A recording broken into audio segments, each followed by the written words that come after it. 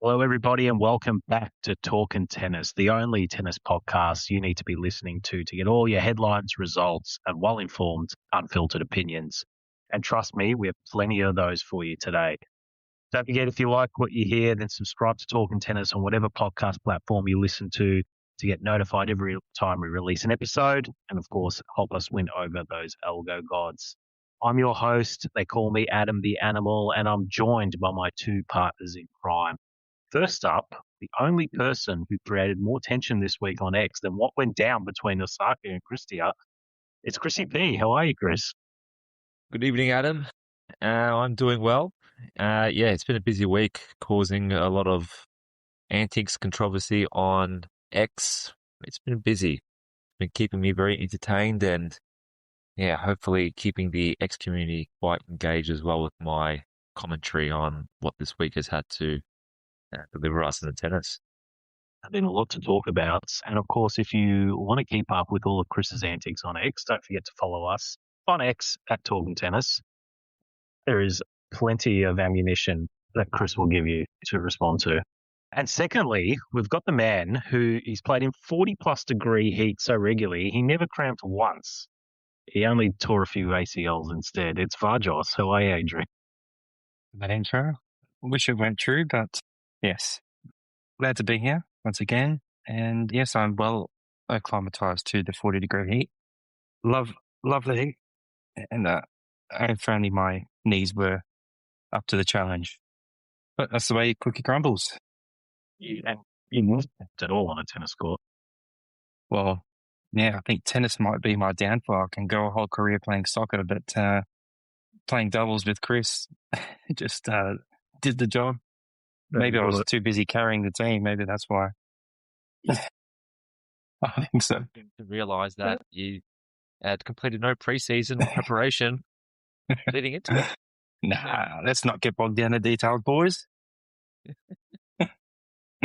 We very much could, but we probably don't have time for it today. We don't have time for it. We're recording on a Thursday night. It is women's semi-final night, and Chris has got a very special lady he wants to watch later tonight in her semi-final, which we'll get to. So it is women's semi-final night tonight, which is very exciting. As we are recording this, Sabalenka is taking on Elena in the first semi-final. Sabalenka leads that one 1-0 early on. We'll keep you updated on the scores throughout the night, which I'm sure will be totally pointless by the time you listen to this podcast recording. But nonetheless, we're just going to keep you updated. And then scheduled for around 8:40 tonight, according to the AO website. Don't know how accurate that is. Rybakina against the American Pegula, who of course won her last game against Anisimova. We'll talk about everything on both the women's and men's side. And then obviously tomorrow night we've got the men's semi-finals. And I know you guys want to talk about the quarterfinals that happened over the last couple of days as well. But before we do that, Chris, I'm going to give you red meat to start off with. There's been a lot of headlines since we last caught up and spoke about the AO.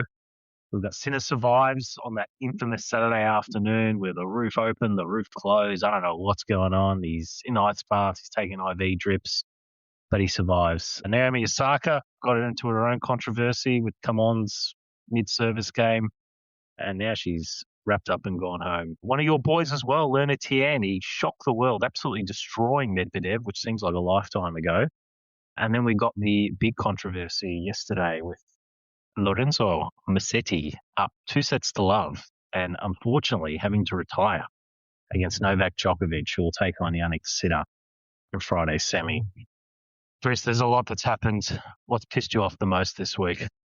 Well, it feels like such a long time ago with what went down with as Cirstea and Osaka, and there's been so much drama since. But I remember watching the game live at the time and watching Cirstea, kick up a stink and talking to the umpire, and I was all for her when she was saying, what's going on here? Is this allowed? Is this okay? Talking in between service points or in between serves. And she had every right to arc up and, be completely agitated and pissed off. she wasn't even arcing up. She was just asking the question. I don't know, to me, it didn't seem like she was. Yeah, well, she She was arced up. annoyed. She was annoyed, and rightly Yeah. so. I mean, all things considered, and the timing of the game as well. She wasn't like yelling or raising her voice. No, not at all. No, she was getting her. She got her point across quite well, especially in that moment. But you know, I've never seen someone, you know, saying or yelling. Well, not really yelling, but saying commands in a loud enough tone after a fault, and very unsportsmanlike. And I think just what pissed me off the most was sort of what unfolded next, and Osaka's sort of acting oblivious as to, acting all surprised, like why she got the handshake she got at the end of the game. So, and then her delivery in terms of the speech she gave as well, and very awkward interaction she had with the person that was interviewing her as well. But I mean, yeah, I was obviously going for Cirstea, but it was beside the point. It was just not tennis-like, not in the fabric of the game. And like to Osaka's credit, like she was the better player, and she won fair and square. There was no denying that. No one's disputing that. It was just the fact that you're saying commands between first and second serves, and and then 2 days or the next day later, she withdraws from the Open, and I think that she knew that she wasn't going to get a good reception from the AO crowd, and that would have played on her mental side of things as well. And we all know that she probably doesn't have the strongest mental mindset when it comes to tennis as well. But at the same time, you could argue, it was her abdominal injury, which she took a injury timeout for as well. So, yeah, it really got the people on X talking, and it really divided a lot of people as well. Yeah, but I think most of the consensus was, and even with a lot of the experts in the game and former players, that you just don't say commands in between first and second serves. And even like after that point as well, she won the next 2 points and yelled the two biggest commands, which were clearly intentional as well. And then to go and act oblivious as to, did I do something wrong, a couple of games ago? So it just seemed idiotic to me. And anyone who was watching the game with half a brain would know that, what your clear intentions were as well. So pissed me off as someone who knows and loves tennis and has played it before, to someone that probably hasn't watched tennis, or not maybe someone who hasn't played tennis competitively wouldn't probably understand. They're just not in the gene and DNA of the game. So, yeah, it pissed me off, and I was glad to see her retire and withdraw from the AO. Well, that's what you really think. I do want to ask, was Osaka doing the come-ons in between serves throughout the whole match, or was it only towards the end? I know that's when Cirstea sort of picked up a stink or asked the question, but was it happening throughout the whole entire match? I don't know if it was happening throughout the game, because there's only so much the audio will pick up on the TV. But if you're on the court and, you are very much aware of what your opponent is saying and doing, it's very hard to make that discreet and hide that. So I don't know for sure, because I wasn't there, but I know some people on X were saying as well that she has done it in the past as well. So whether that's true or not, don't know. But even if it's an isolated incident, you should know better. I think on that point that you were saying about the people who have played competitive tennis would be in total agreement with you. The people who are just maybe sports fans might be like, well, she's exploiting, technicality to get an edge over an opponent, and a fair play to her type thing. So I can see how it's definitely angered the true tennis fans, but maybe the general sports fans might just think it was okay. This is where tennis is heading as well. Even underarm serves, if you look back maybe 10, 15 years ago, underarm serves weren't as common as they are today. And that was probably seen as something as not necessarily it's not against the rules, but it's something maybe, again, not in the fabric of the game, like very rare and uncommon, but it's the spirit of the game. Yeah, it's seen a lot more now as well. And maybe the next thing we'll start to see is maybe less apologies after lets as well. So it'll be interesting to see if, like what you said, Vargos, that people exploiting the technicalities of the rules of the game and using it to their advantage. But I just think for professionals, top 20, top 10 players, former Grand Slam or Grand Slam champions, that it's just not what they do. So I think, at that point, that they may not necessarily be exploiting a rule or something. It's just that they know that they're doing something that the other person they know would disagree with and will get under their skin, and are just using that to their advantage. Which, it comes at a trade-off as well when you think about it, because if you are seen, or if you build that reputation as someone who will exploit those technicalities as well, it's going to come at the cost of sort of how you are, well received in the locker room as well. So for some, that might not be an issue. Some, it might tarnish some friendships, relations as well. So there's a cost, I think, if you want to take that avenue. Such a silly thing to even not do, but I mean, you can pump yourself up in between serves without having to audibly yell something that your opponent can hear. Like you can give yourself a little fist bump and a little, just a little silent one that only you and probably no one else, maybe the ball boy behind you can hear. But it was so audible and so obvious, and to me, it just seemed like it was obvious that she was just trying to get under her opponent's skin. I don't think it had anything to do with her personally. And then to Chris's point, act all oblivious afterwards, like, oh, what did I do wrong? I don't know, it just seemed a bit ridiculous to me. I think you can psych yourself up in other ways than having to audibly yell where the person in row R is. That's my 2 cents. As well, just the two come-ons after the points were finished when she won them, that were very loud, direct in your opponent's direction, come-ons and screams. And they may have even been, off Cirstea's errors as well. So you're fully cognizant of the situation at play and what you're doing. You've said, come on, you've sparked a reaction, whether it's your intention or not, okay.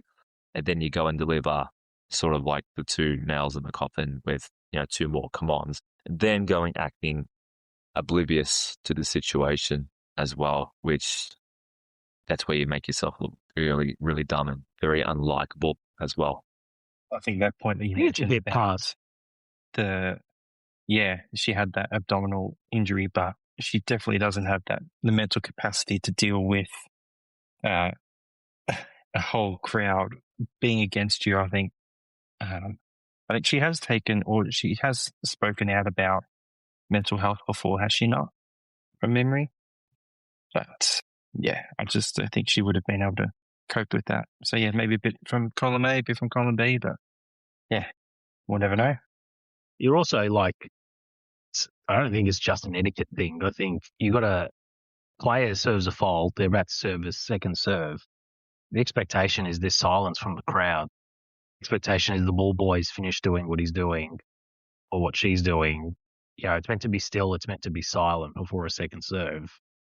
But everybody, including the opponent, right? It's quiet please to the crowd. That doesn't mean the opponent player can just start talking to themselves to psych themselves up.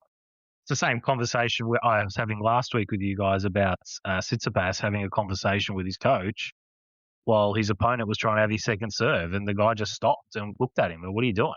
He was audibly chatting to his coach in between the first and second serve.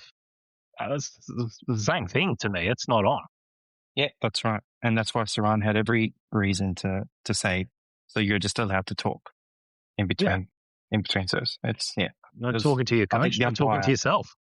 That's right. The umpire should have done a lot better in that. Yeah. technically call a hindrance. I mean, she's about to play her serve, play her shot, and you're talking. Yeah. If it was in the rally and you're making noise as the person's about to strike, well, yeah, you'd have to be a brave umpire to call it because it's probably never been called in the history of the game. But umpire probably should have been done more in that scenario, maybe just to at least give Osaka a bit of a warning and say, hey, it's not on. But anyway, it's all past us now. She packed her bags and went home. Done. See you next year. Well, speaking about somebody who's still in the tournaments, Jannik Sinner. He's had a rough week. He won comfortably last night against Ben Shelton in straight sets, 22 sets in a row against Ben Shelton. Shelton must see Sinner in his nightmares. That's a horrendous stat. I don't know. Am I crazy, or does Sinner just look a little bit off? Just a little bit, not quite 100%. Looks a little bit vulnerable. Or am I seeing things I want to see?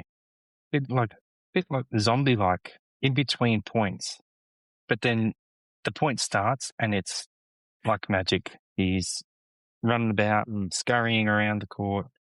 I still don't think he is. Yeah, there is still something off about it. Like he's still not, I think, making some of those drop shots or getting to some of the balls that he would normally get to a bit easier. But I mean, he's still going well, albeit with a bit of luck thrown his way. Potentially still feeling the effects from Saturday. And Chris, I know you were watching that match live on Saturday afternoon while we were all sweating our balls off down here in Melbourne when it was 40-something degrees. What did you make of the whole thing? Do you buy into the Twitter conspiracists online who say it was all one big con job by Sinner's coach, Mr. Cahill, and was it all just a convenience that the heat factor switched up to 5 at just at the time when Sinner was 3-1 down?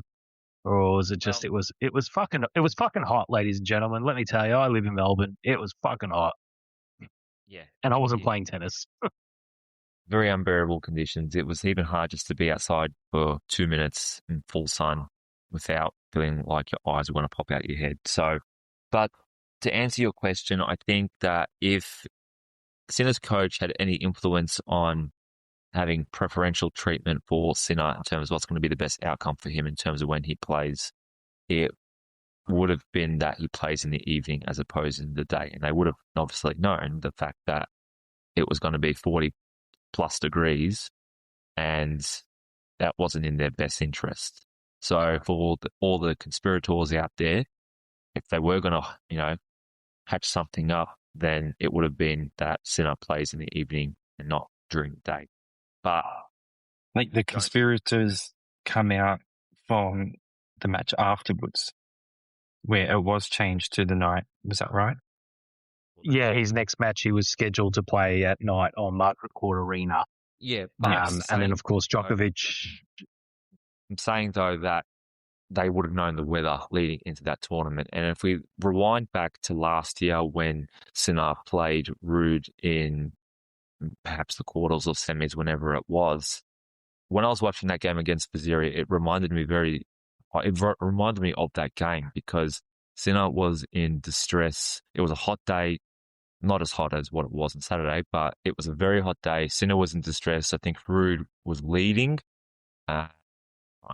maybe 2-1, but he was leading. He was in a good position. And Sinner was in distress. He wasn't himself. And Sinner had to take a medical timeout and left the court. And then when he, the same symptoms were there as were what we've seen in the past couple of days, that, Sinner is walking very zombie-like in between points, struggling, cramping, and then during the points playing really well. But so we saw some similarities of that. But in that instance where he's playing Ruud, had the medical timeout off the court, 10 minutes, came back, and I believe he came back and found a way to win. So in this scenario where against Faziri, where the reading went up to 5 and then they've closed the roof and extended breaks, I think they had like another 10-minute break while they were closing the roof, and then it sort of switched from there. For me, it just feels like it was just a major coincidence that Faziri got the break at 3-1, and the reading went to 5. That's how I've interpreted it. And, if something like that ever came out that, there was someone was in on it and they did it to pay the sinner, the damage would just be huge. So for me, it was a coincidence. Out, they would bury that. Greg Tiley would take that to his grave. For the record, it was a 4th round match last year between Sinner and Rune. It was 1 set all. Sinner went on to win by 4. Sinner had heat sickness, went off the court for unknown reasons. Match got delayed. Well, not delayed, they took a break. And then Sinner, I don't remember this, accidentally broke the net, causing a 20-minute delay. So he had another break in there. Yes. Random question. They know, and this happened on Tuesday as well. Was it Tuesday? We had another hot day. It was Saturday and Tuesday. Like the Tuesday, it was scheduled to be like 46 degrees. It was the hottest day in 17 years in Melbourne since 2009. Why don't they just close the roof at the start of the day? Yeah. Like there's no, if it's 38, 37, borderline, heat rule, we don't know. It's going to be 45 degrees. Just close the roof. Why put a stoppage in the game that you're going to have to do? There will be a stoppage. I can guarantee it. It's coming. I think that it doesn't just predict, that sort of reading doesn't just go off temperature that it's going to reach. I think there's a few other metrics or a few other parameters that it needs to sort of tick off before they can number swings. So perhaps that has an influence. It's Melbourne weather as well. Just because they predict it might get to a certain temperature doesn't necessarily mean it always will. So I see your point. If they know it's going to be fucking hot, just close the roof from the beginning, but they must have their reasons. Really, as the organisers, what do? You ask the players beforehand, even if you're unsure, hey, we're thinking of closing the roof. If you're on the early matches, would you guys be happy with that? I don't think you're going to get anyone's going to. I don't think you're going to get any complaints. I was watching, I think it was Tuesday, whatever day it was, the roof's open, first thing in the morning.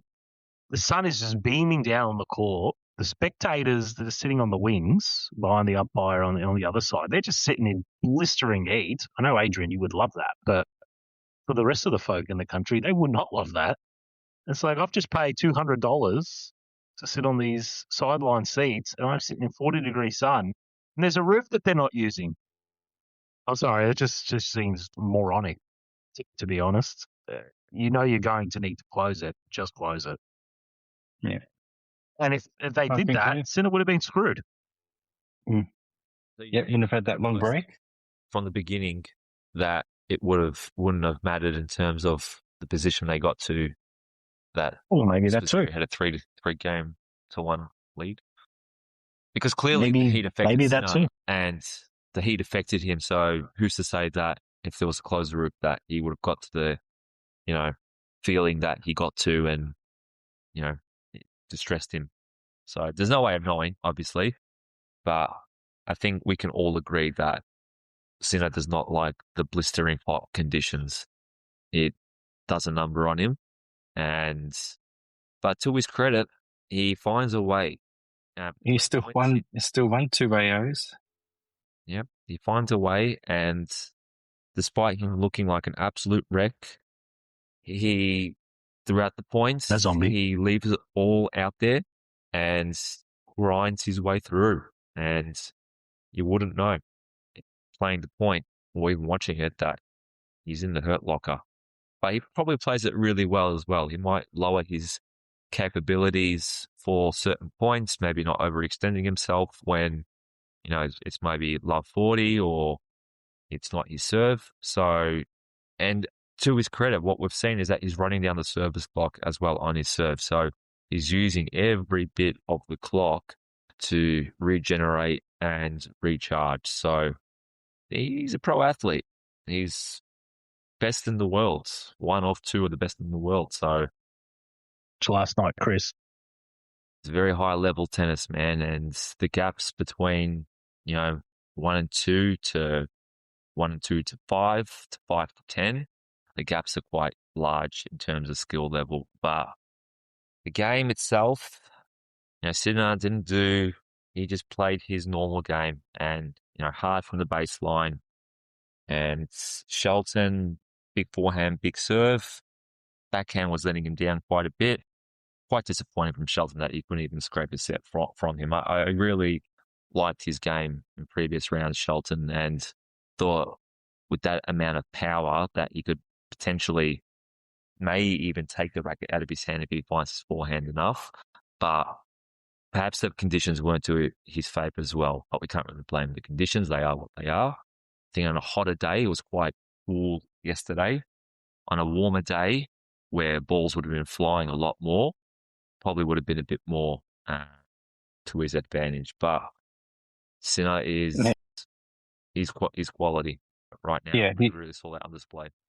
Yeah, you talk about generating pace.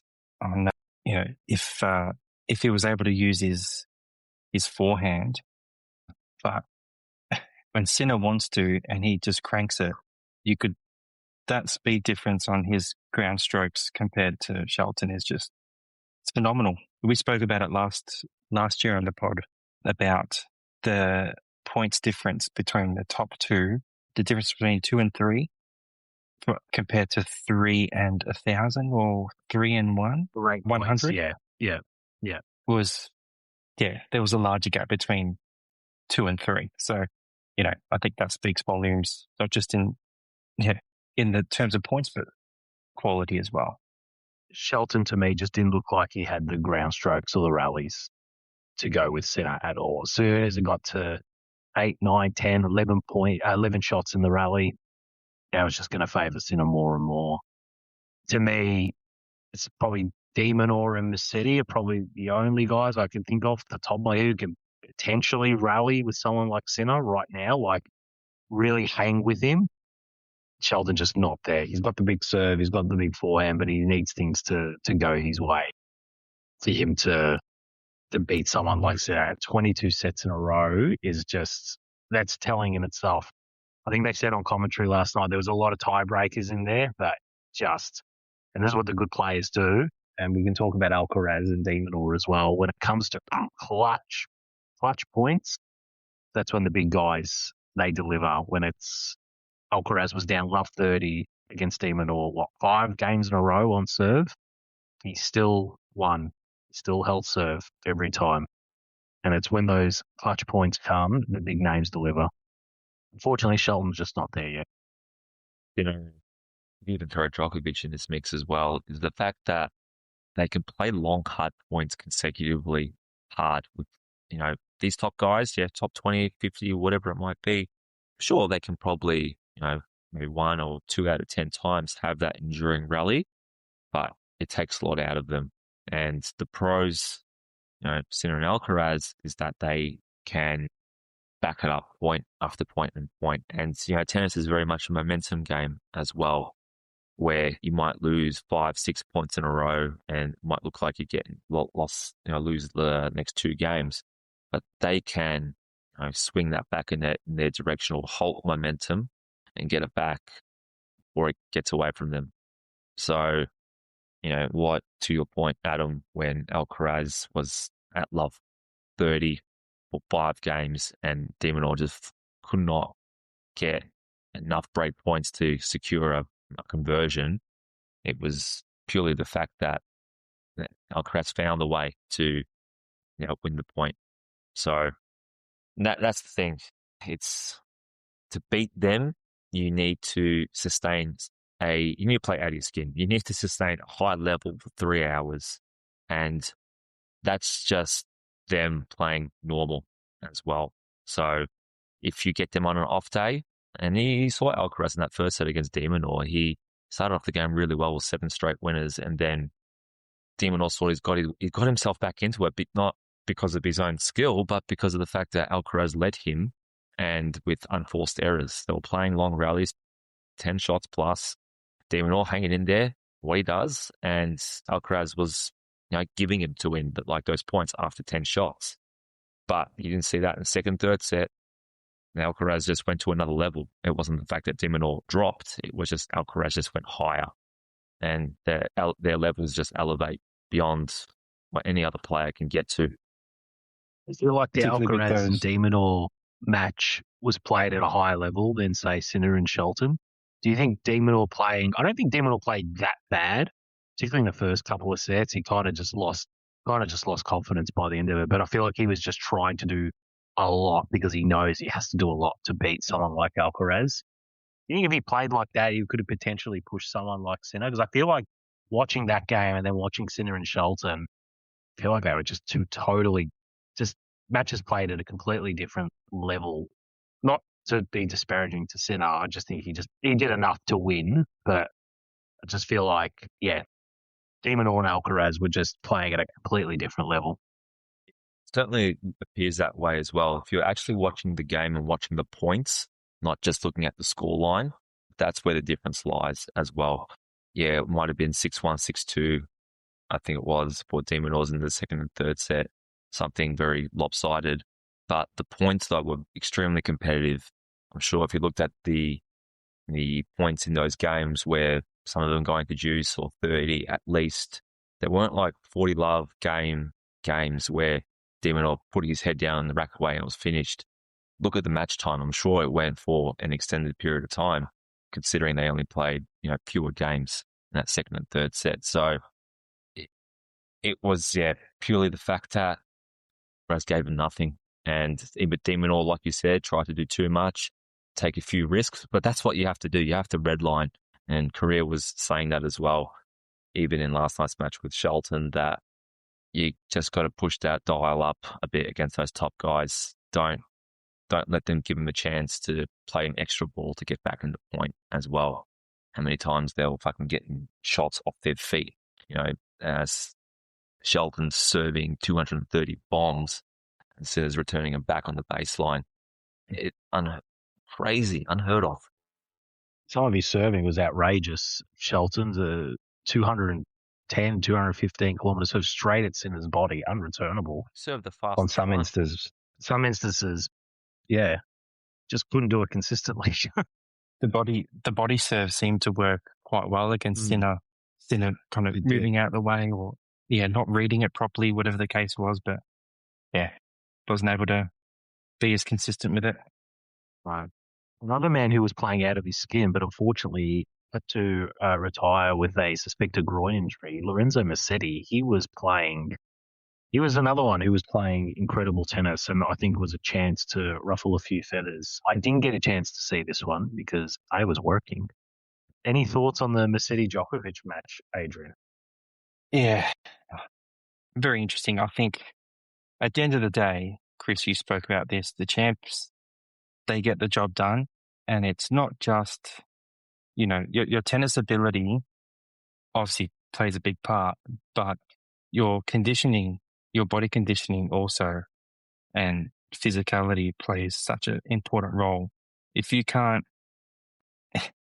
play through either the heat or, you're not looking after your body properly and you're pulling up with injuries and whatever the case may be, well, you're out of contention. That's just the way it is. And, as upset as I am about what happened with the walkover and how Djokovic just had quite an easy run now, what was the stat about sets or games that he hasn't even had to play before moving into his... He hasn't won a set in a couple matches. Matches. That's right. Yeah. He didn't play one match in He's lost the last 3 sets, was it? Is that right? Lost the last 3 sets and still has progressed? Yeah, something like that. Because Mensik... Yeah, well, the Mensik was a walkover, so there was no match at all. And then, so the stat is he's the first man to make a semi-final without winning a set in the quarter-final or the fourth round, or the round of 16. You can make a match that you want from that. Well, I know. It's like he's had 2 walkovers. I mean, what do you do? I don't know, AJ. You talk about conditioning and all that. Isn't Djokovic also holds the record for most medical times outs called in tennis history? Yeah. I made that stat up, but it sounds about right. Yeah, and I wouldn't put it past you, particularly early in his career where there was a lot of suspect calls where he would, and this was before he kind of kind of flicked a switch. I don't know if you boys remember early on in his career, he'd be losing and then all of a sudden injury and, call it in.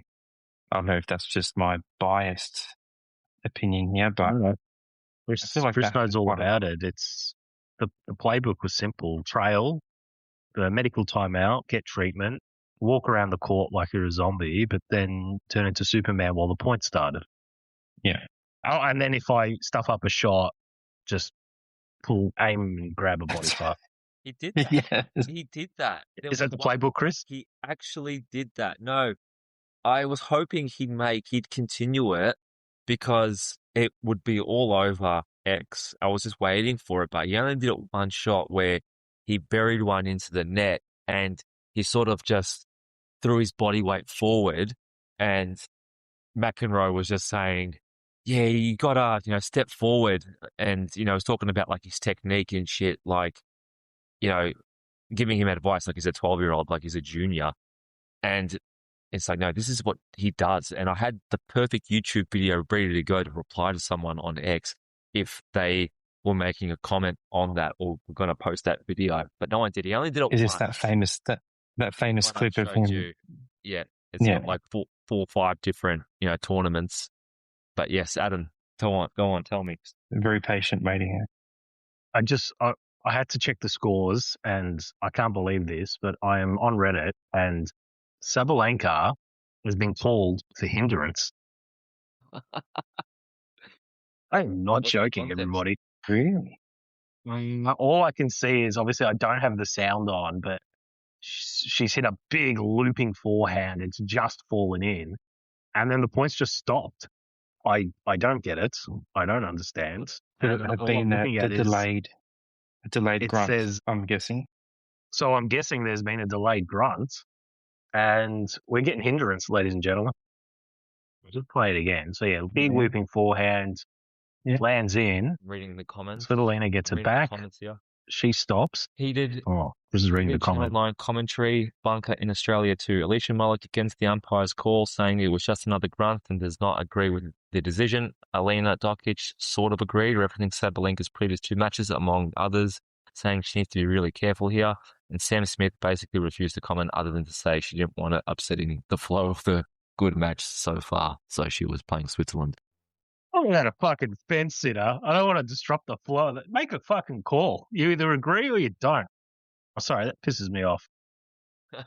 You never hear hindrance calls, Chris, until tonight. Amazing. Amazing, Moz. Sabalenka wins the first set 6-2, by the way. So hindrance or no hindrance, she's up one set to love. I think that's fascinating. When's the last time you've seen a hindrance calls? Well, grunting? Not that often. But in that context, high ball. Sucked up. Better watch out. Extended. I want to watch it with the volume on. I'm going to do that right now. Oh, she kind of spoke. She spoke because it was a shank, and it looked like it was going out. Yeah, she's the ball does look like it's sailing. Yeah, she said something after it, so it's in the first second. Yeah, yeah. Looking forward to the X community going right on this and weigh in my 2 cents. Well, it looks like this umpire had the stones to call hindrance when the Osaka one did not. I think that was a lot more worthy of calling hindrance. Osaka's was more worthy, you think? Yeah, this one seems like more as an accident. Only because I think she thinks the ball's going out, Sabalenka. It looks like it is going to sail, and it is a bit of a shank. So I'll need to watch it with the sound on to get my full view. Just a reminder, follow us on X at Talkn Tennis if you want to get into heated exchange with Chris during his lunchtime and what do they call it? What's the recess? Do you still have recess? Is that still a thing? Nah, the kids just work for 7 hours straight. We don't give them a chance to eat or drink or socialize. They just, go all the way through. Fuck them kids. It's called recess. That's what I'm asking. It's called a recess. I forgot what it was called. We used to call it mini lunch. Chrissy working in Soviet Russia. We ain't making woke liberals where we are, mate. We're making real hardened hardened soldiers. And if you want to follow us on Reddit, for our handle is Talkn Tennis Podcast, where you'll find Adam, who is controlling that platform and he is quite famous. I think he's broken a few records for the most consecutive downvotes for a profile. So congratulations on reaching that achievement, Adam. So I just wanted to make that clear to our audience that I'm running the X account and Adam's running the Reddit account that he proudly owns. If you want to find a website with the most congregated amount of snowflakes ever to immerse into one area, just go on. Absolute bunch of left-wing snowflakes have I ever met in my life. Cannot take any criticism at all. And they don't want to hear any opinions other than their own. I'm just calling out the truth. That's all. I'm getting posts taken down and warnings. It's unbelievable. Speak ill foul of Novak Djokovic and your post gets removed. Apparently that's how it works. So we're in Soviet tennis world over here. Yes. Speaking of Soviet tennis world, what did you boys think of Mira Andreeva after her loss? Yevgeny Kafelnikov, the head of tennis, had some choice words, which I thought was very harsh on the poor young lass. Yeah, what do you guys think of that? The comments made. Ruthless. That is just. I've never seen such strong words toward your a teenager competitor. It's just... Yeah, let alone a teenager as well. But that's just how they breed him in Russia. A fellow comrade. That's Jeez, yeah. Do you have the statement, Adam? I know you'd probably have it somewhere ready to go. I should have it on the run sheet ready to go. I don't have it on hand. I did read it. I did have a look at it. I think Yevgeny needs to open his eyes and realize why all the Russian players now deciding to play for other countries. And if he's not careful, they're going to lose one of their best prospects that they've got. So I don't get it. I think it's very stupid. She's 18 years old and he's making ridiculous statements like that. I don't get it. I really don't. I don't know what he's doing. I don't know what's going on with Russian tennis, but they're losing people left, right, and center. So whatever's happening, it can't be good. That's how I look at it. Yeah, sorry, boy. That wasn't on the rundown, but that just popped in and I thought, I remember when I saw that, I was just in utter shock. It's not like... there's been a lot happening. Kafelnikov, what did he do? He won how many slams? Was it one, maybe? He didn't win too many. No, I don't think he ever won a slam because I seem to think he was in my top 20 players of all time that didn't win a slam that were better than Kyrgios. Kyrgios. Yeah, I think he did. I think he did make my list. Did he win an AO? No? So for those that are wondering what his comment was, it was nothing can be said about Mira's game. With a game like that, it's pointless to count on the future, given the kind of tennis Andreeva plays. This result is predictable. Predictable. And that's probably putting it mildly from his end. He probably was holding back. He won 2 Grand Slams, a 96 French Open and the 99 Australian Open. He did win the Australian Open. There you go. Correct. He is not on my list of players who are better than Kyrgios, but I think it's fair to say that if Jannik Kafelnikov is a better player than Kyrgios. The old Jeb game. Yeah, very high. No, I'm just going to leave that one alone. No. I think harsh statements, Adrian, would be my 2 cents. Yeah. Very harsh statement.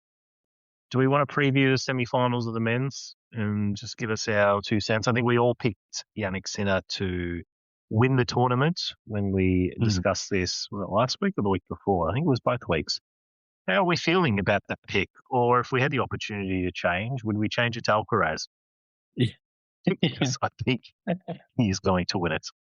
Chris, I know you're the gambler of the group. Is who's actually favourite? Is Alcaraz still at $2.20 when I last looked at him? Because I may need to take another mortgage out on the old house.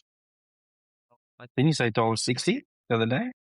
For me, well, when I looked at it, Sinner was still favourite, which I think is comical, seeing as he's a walking zombie.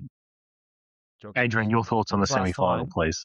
Last time you seen Djokovic beat $10 against anyone in a head-to-head match. Crazy. Djokovic was halfway on the plane ride on the way home.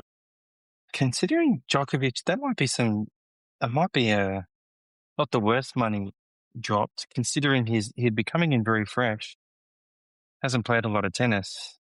You obviously didn't watch him against City. He was terrible. Yes, but yeah. I'm more concerned with my initial prediction of Zverev going out in the third round and is now in a semi. So he's definitely shut me. I'm going to review everyone's predictions next week. That was one of them. You both said early exits. He's proven us all wrong because he's been on a tear. Definitely under the radar. I haven't seen much of him. Yeah. Or watched his games, to be fair, the old boy, but yeah, he's going along well. Wonder if he can give Alcaraz a run, but yeah, at this point, if I could change, I would change to Alcaraz, but yeah, what do you do? Who knows with Sinner though? He's walking about around the way he is, but come game time, he might just switch on. Yeah, I would stick with Sinner for me. Just he knows the grounds. He's got some experience at these situations, and I'm choosing not to buy in too much of this business in between points. I'm not. Well, I shouldn't say I'm not sold on Alcaraz because he absolutely dismantled and held his own against Demidor, played at a high level. But at this point, I'm going to stick with Sinner, even though the odds as well. Sinner is still favourite, $1.90. Alcaraz $2.25.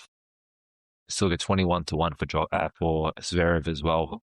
$1. 4 players for Zverev, I think. 19. Let me pause this podcast while I just put a few $1,000s on Alcaraz to win the tournament. I think that's really good money.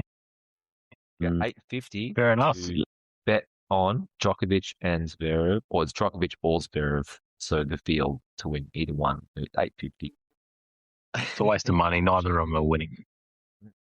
It's ridiculous. Okay, fair enough. So we're sticking with the Sinner Alcaraz final. What's that episode in The Simpsons where they're playing bowling and Mo comes up and gets a crowbar and smashes the shit out of someone's knee. He smashes Monty Burns' knee or his back. Mr. Burns' knee. It's his knee. Yeah. Yeah.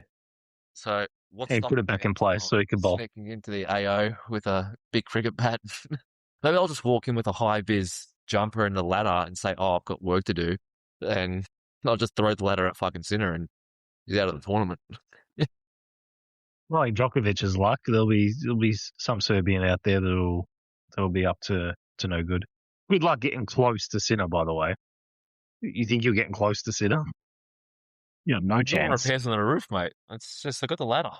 I'm doing repairs on the roof. We're going to close the roof early. Come in as a mechanic that you're doing work on the Kia travel, the transfer cars. That might be you go. That's really oddly specific, so it has to be true, I guess. And Chris, how are you feeling about your girl later tonight, Elena Rybakina, in a battle against Pegula in the second semi-final? Before you answer, Svitolina has broken early in the second sets. So she leads 2-1 and is serving. It's 15-30 down as we speak. So maybe might be able to tie it up and cause the upset of upsets. But what do you think about the semi-final for later tonight? I think we can pencil in Rybakina in straight sets. She's yet to drop a set. She's flying. Correct. She's doing incredibly well. So I'm not worried in the slightest, and I'm sure she's not either as well. Good win against Iga Swiatek last match as well. Absolutely smashed her in that second set. 7-5, 6-1. Looked really impressive. Do you have any thoughts on that match, Chris? I didn't actually get around to watch it, so I can't really share too much about it because I'd just be making it up. But you're all over it. Doesn't really surprise me, the scoreline. Adrian, I can't remember who you predicted for the women's. I think it was Sabalenka off the top of my head. Are you sticking with that tip for the rest of the tournament? Or is there anything to make you suggest you're going to change your mind? If there were, it would be Chris's Chris's little favourite there, Rybakina, but yeah, got to stick with the hindrance girl, Sabalenka. Hard to go for. The hindrance queen. There you go. She's hindrance. I think she broke back there as well. Yeah, she's looking good. She's done better than my girl Bencic, who was out in the second round. So less said about that pick, better.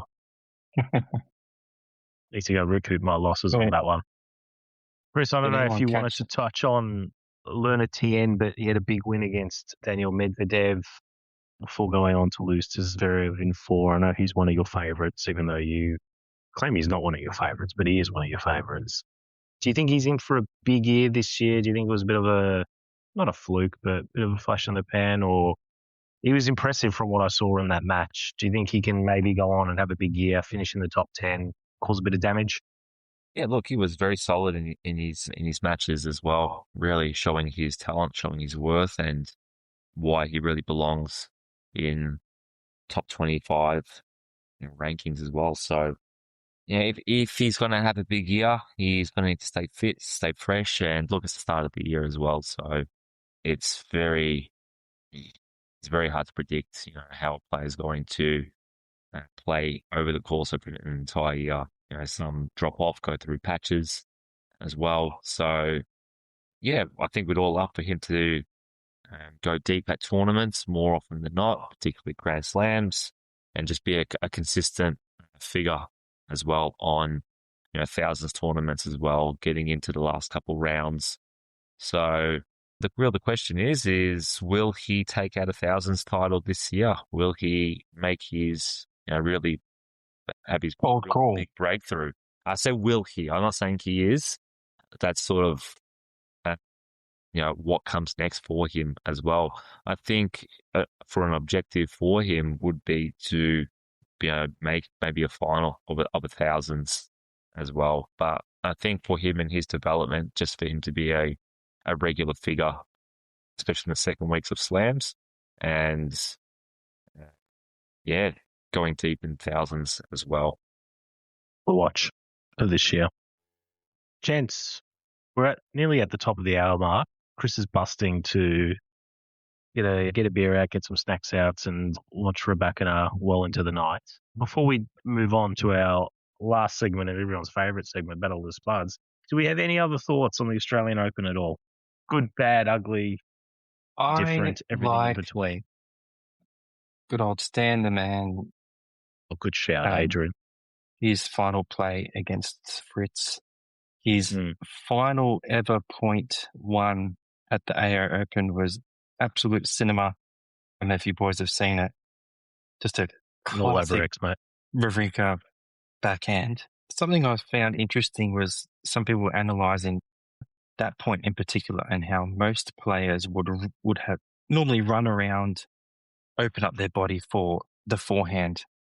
Not Stan. He fully embraces that backhand and really showed us, or everyone really, just that quality one-hander that we've all come to know and love. And what a fitting way to finish it off, even though he lost. But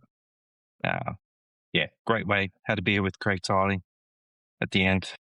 So that's my shout out. Good on him. Good shout, Adrian.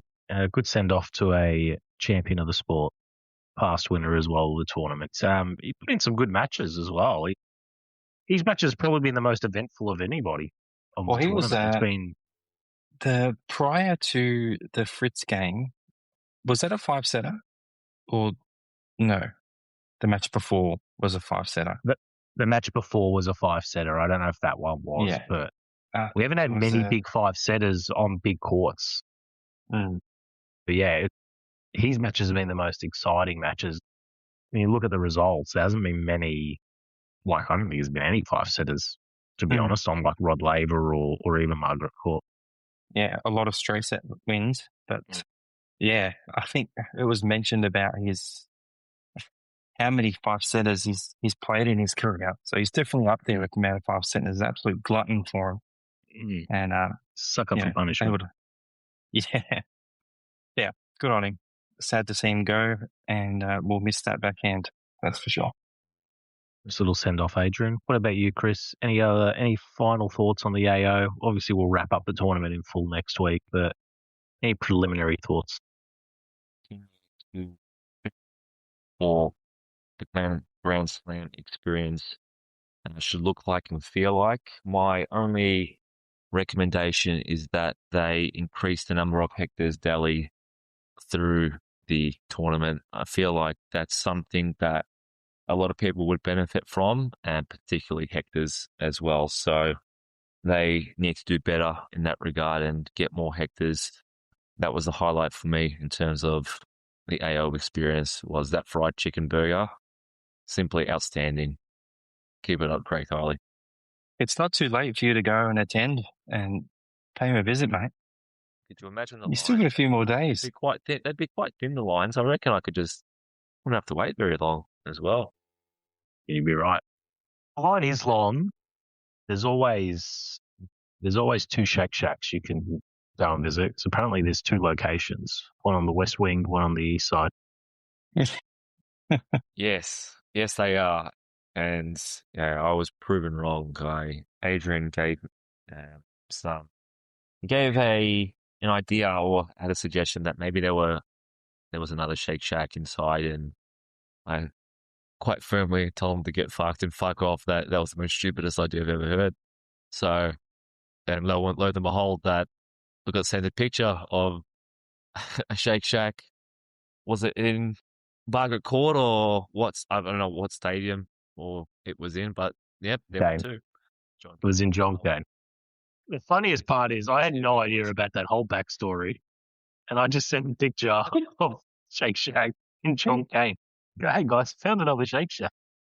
Yeah, I'd completely forgotten until Adrian firmly reminded me. Oh, that's bad. That's how popular it was. There was two of them. The line was insane as well, but we waited till about 8:40, 9 o'clock, and then there was sort of no line sort of towards there. So we had another Shake Shack, much to Chris's dismay. Just Hector's shits all over it. I feel so. That's just my opinion. You're entitled to it. All right, we've hit the top of the hour. Chris is sleepy because he's back at work this week. So I say we get into the last segment and everyone's favourite segments, Battle of the Spuds. Doot, doot, doot. As you all know, Yes. Thank you. As you all know, we've been doing Australian Open history. So this is the third instalment of Australian Open history.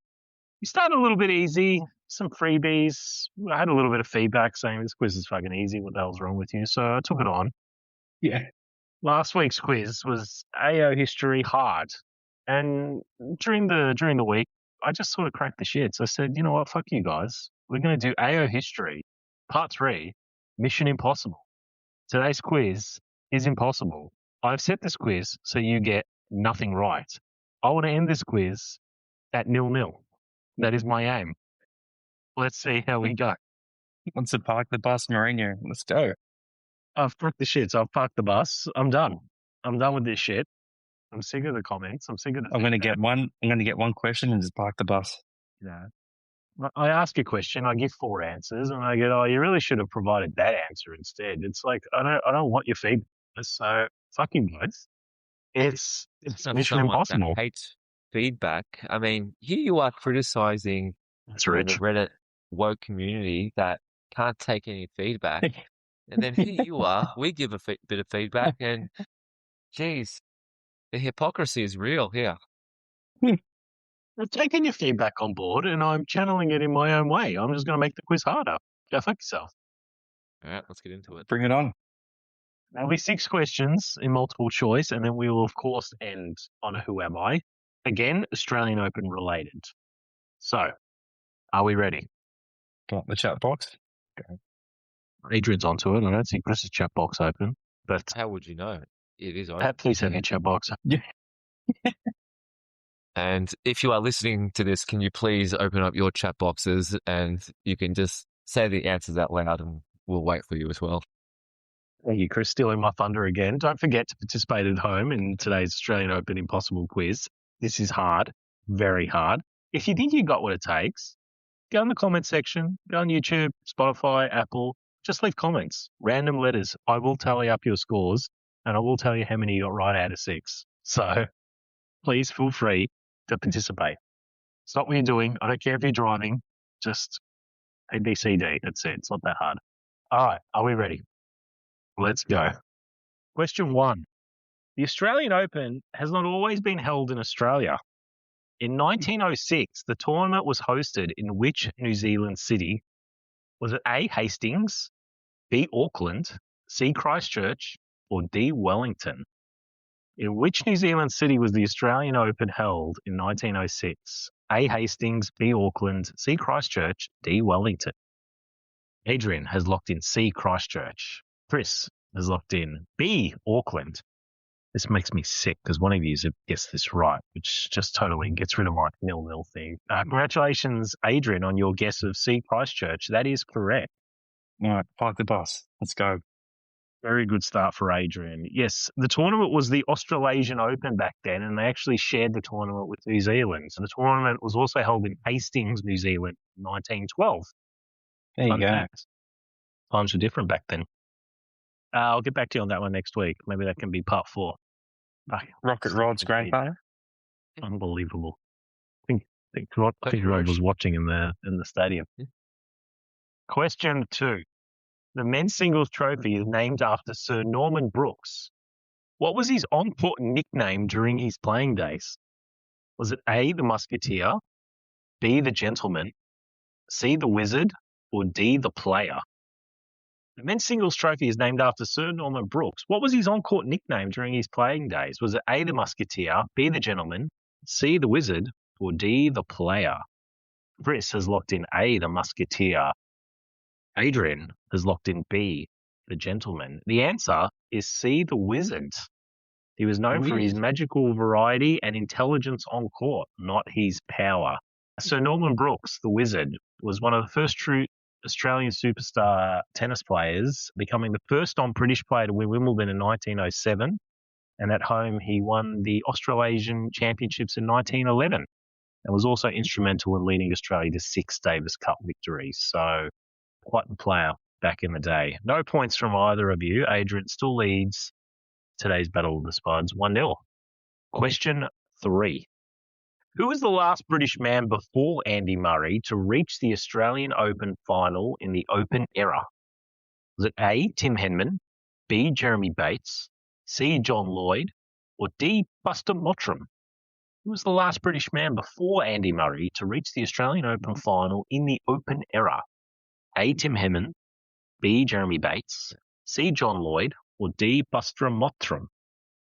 Adrian going with, well, potentially, well, you should have done your homework. I warned you during the week. Adrian has locked in A, Tim Henman. Interesting. Chris has locked in C, John Lloyd. The answer is C, John Lloyd. Chris gets on the board with his first correct guess.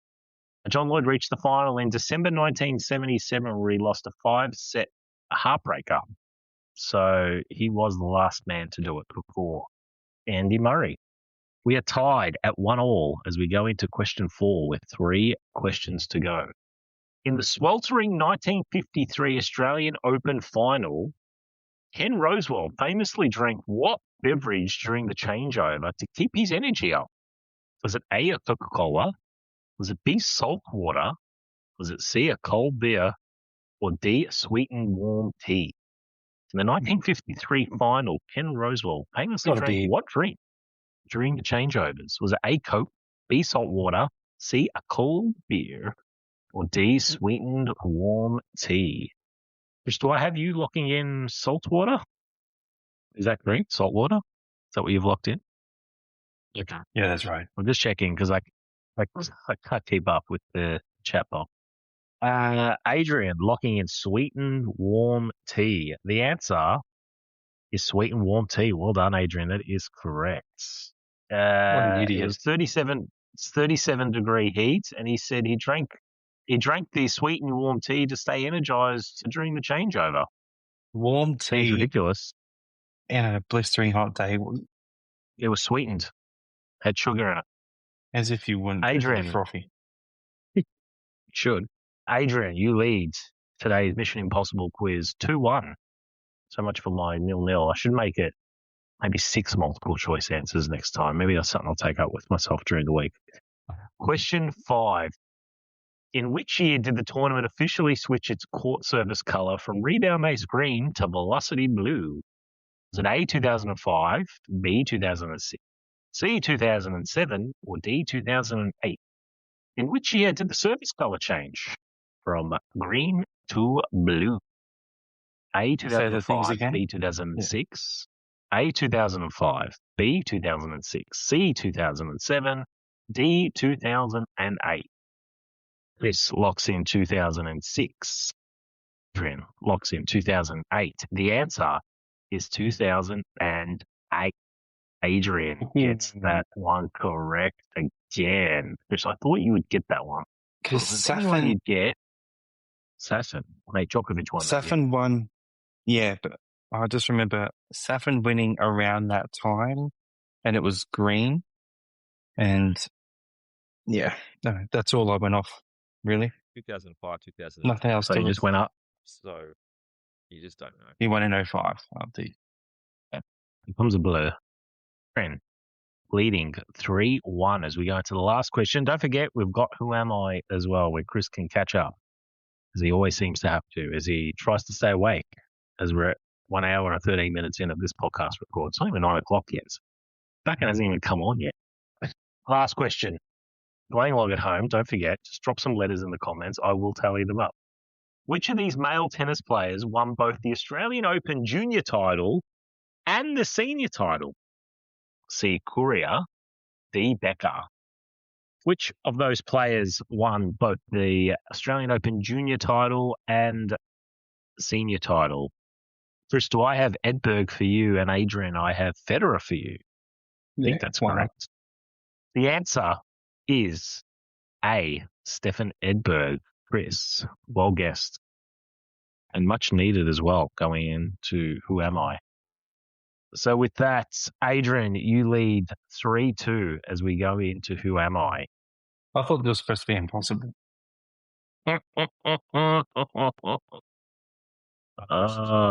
6 questions, us 2. I feel like this was a medium difficulty. He's Adam gone soft in his old age. I think we know what next week's quiz is going to be. I think you need to go to the 17th Level, go century, fuck yourselves. Medieval times. I think I just need to make 7 multiple choice answers so you can just fucking guess away. All right. Who's ready for Who Am I? Don't forget, your names are your buzzers. And again, if you're playing along at home, just yell your name out randomly in the shopping centre, at the gym, go for a walk. Just yell out, lock in, say your name. I'll let you know if you get it right or not. All right. Who am I? For 5 points. I was a teenage prodigy who won the Wimbledon Junior Girls title at just 15 years old. However, the pressure became a bit too much and I famously walked away from the tennis indefinitely to play another professional sport. For 4 points, when I returned to tennis, I became a dominant force with a game style built on variety and a deadly slice backhand. Despite being known for my grass court skills, I shocked everyone by winning my first Grand Slam singles title on the red clay of the French Open in 2019. For 3 points, I'm one of the rare players in history to win a major on all 3 surfaces, clay, grass, and hardcourt. I also spent 121 total weeks as the world number 1. For 2 points, stunned the entire sporting world by announcing my retirement at the age of 25 while I was still the undisputed world number 1, saying I had nothing left to give to the sport. For 1 point, my final Adrian on a tennis court. Oh, Adrian, leaving it late. Who is it? Who am I? Ash Barty? It's Ash Barty, mate. That was harder than it needed to be, and that was not a hard one. I did the reverse moz on you, so I gave you an easy one. Yeah. Threw me. What got me was when correct. you said that she retired at her peak. That's what got me. Yes. Ash Barty. Congratulations, Adrian. You are today's winner of Battle of the Spuds. Congratulations. Taking a habit of this. You lead 2-1 in 2026. Well, I don't know. I never said she was dominant. I just said she won the Wimbledon junior girls at just 15 years old. Well, she won Wimbledon. Fuck me. And then she walked away and played cricket. Could have added that in for 5 points. I don't know if that would have helped. I thought about it, then I thought it'd be too obvious. I left tennis, played cricket. I'm like, I can't really add that in because then you're going to get it. So I just said she played another professional sport. Yeah, well done. Good question. I think, Yes. I think if you win a junior, then I think you dominate. Again, why are you fucking picking apart my question? Unbelievable. Absolutely, I will. I always will. You shouldn't expect it by now. You know, I'm going to read the question in fucking Spanish next week, and let's see how you go then. Better than Adrian. Better than you. Do I need to? Well, we should do one more streak going, by the way. I gave up after 400. I said, this is game. This game sucks. Yeah. Well, that's good. Spanish. I mean, you can probably say 7 words. Yeah. Sabalenka's game over. Game over. So much for that set. What was the scores, Adrian? 6-2, 6-3. 6-2, 6-3. That's a shame. Well, she could have given her a whirls for Elena, but not The old today. Ukraine couldn't handle the pressure. So no handshake at the end of this match as well? I was too busy getting the job done in the Battle of the Spuds. Yes, you were. You were. Well played, son. We'll probably wrap this up now, seeing as that we're well over the hour mark that Chris likes to cap these pods at. And We've never Elena in under the hour mark. Well, we aimed for it, but it never happens. Chris has a hot date with his television later and the woman of his dreams, so we're going to lead him to that. Age, any parting words for your overseas contingent? You're going to need a bigger box? A tissue box is not going to do the trick, young son. Look, he's already using some. Yeah, just let me just look up some US states first before I... just glad to get the job done. It's glad to get the job done for all the listeners in Idaho and Oregon. Just keep on doing what you do. Keep that backing going for me. You know, just it keeps me going week in, week out. So thank you. Shout out to some of the new listeners we had this week. Wyoming, Idaho, Missouri. Yeah, lots of random states this week. So yeah, it's good to see us just branching out and some new fans, obviously following Adrian and his Battle of the Spud matches. Yes. So good to see. Getting a bit of a cult following. Chris, any parting words for all your followers on X who are no doubt listening tonight? Most of them are on this call. Parting words. I'll just let my words, just come through on X. But yeah, be sure to just watch out and just remember it is me who is handling the X account, and just another subtle reminder that it's Adam running the Talkn Tennis podcast on Reddit. So I've got 2,800 karma points, and I'd love to see my negative karma points. They should give me that calculation as well. I'll probably like for like. Thank you, everybody who listened to today's podcast. If you made it this far, what the hell is wrong with you? But thank you regardless. Again, don't forget to like, subscribe, X, Reddit, podcast, just every channel. Just like us. Just follow us. We need some help from the algorithm. Thank you for listening. Good evening and good night.